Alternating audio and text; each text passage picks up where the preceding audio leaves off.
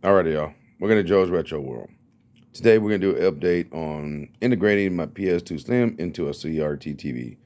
All right, let's check it out. So I went ahead and desoldered and cut the controller port with the memory, slot. And now this one had broke, so I actually had to repair it. It broke on the right side there, as you can see. Let me see. Let me point it out. Right here, I actually glued it together with Gorilla Glue epoxy 2-part. I put black tape all around it, and then I put the plastic piece and put some Gorilla Glue, and then I put a memory card to hold it in place, and bam, it glued and fixed actually pretty nicely. It was crazy. So yeah, be very careful when cutting this. Use the proper tools. I suggest using a very small, thin hacksaw with the very fine teeth and go through there and cut it really slowly. I cut it quickly with a cheap Dremel thing, and it was just hell. Dremel didn't work at all. It wasn't a long enough blade. And then when I got to removing the bottom, as you can see, I just butchered a lot of the pins because I didn't have the proper desoldering to do all these desoldering right here. And some look really good, some look really bad. I might have ripped off maybe a pad, so I had to deal with that and just solder, a new clean spot of circuit board where I scraped it, exposing. But yeah, um, I've used cheap equipment. I got some cheap wires, and it's just making it horrible. But I'm doing the best that I can. As you can see, I already wired up the controller ports. These are going to be, first player and second player on either side. And I wanted to make sure it still had the functionality of the memory cards. So let me set this down. Let me show you. So it's connected to the board. And when I plug it up, it'll still read the memory card perfectly. But I'm having issues with the controller port. I might have not, I think I might have cut a trace right here on the board when I was desoldering, because it has very fine little video traces. So I'm gonna have to go back with a multimeter, but once again, I'm gonna buy a good one, not a cheap one, because I learned that mistake. So I will get that and I will run traces, but it does work. Let me show you.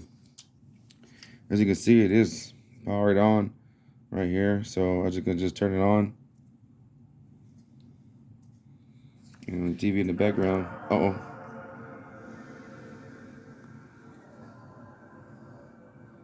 Now, initially, when I did the first soldering job with the memory card, when I plugged it in, it literally popped in my hand and started to smell where it caught on fire. So I desoldered everything, resoldered it all, and so now the memory card works like it's supposed to. This has the free McBoot in it. That's what I wrote on the back, free McBoot, all FMCB. But yeah, it works like it's supposed to. So right now, I turned the PlayStation on without the free McBoot, and it just goes to the regular browse system configuration. So I'm going to turn it off by holding the power button, of course. I'm going to go ahead and insert the memory card and turn it back on. And where you can see that the free McBoot is working. There's the free McBoot right there.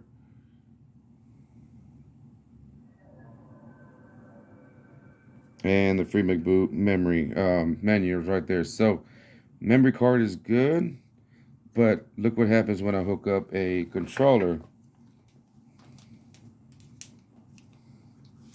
So here I plug up my controller, and I'm not able to do anything. Up, down, left, right, nothing. No buttons, but it does have power. The LED light does power up. So I need to get a multimeter and find out maybe if one of these wires are, uh-oh, yeah, one of these wires maybe is not hooked up. This black wire right here is a ground. I figured the shielding, oh no, Okay, there we go. Excuse me. I figured the shielding needed a ground wire, so I ran a ground wire, and I've actually touched it to, the ground over here, but still no controller. Still, the controller doesn't want to do nothing, but I'm not understanding because it is getting power. So maybe one of y'all can help me understand that. Maybe I just didn't have a wire soldered properly or something, but yeah, at least I got the memory card working properly. So I'm just gonna go ahead and buy a new soldering iron. I'm gonna get new wire. Actually, I'm gonna just save this for another day for another projects. And yeah, just desolder it, and then resolder it back, and hopefully it'll work by then. But I just wanted to make this quick little video. I know it's not a super detailed video, but if you got any questions about anything that I'm doing here, just answer. Just ask away, okay? I don't mind answering questions. Now, I do get overwhelmed. I am doing, work and this at the same time. So it may take me a little bit to answer you back, but no worries. I will get back to you, okay? And if there's one thing to take from this video is don't be scared to take on a project that you might think is overwhelming. Take your time. You have time. It doesn't matter if it just takes me 6 months to complete. When I'm done with it, it'll be the perfect way that I want. And it's gonna work. That's the whole point. Do it, and do it with the attitude that this is gonna work.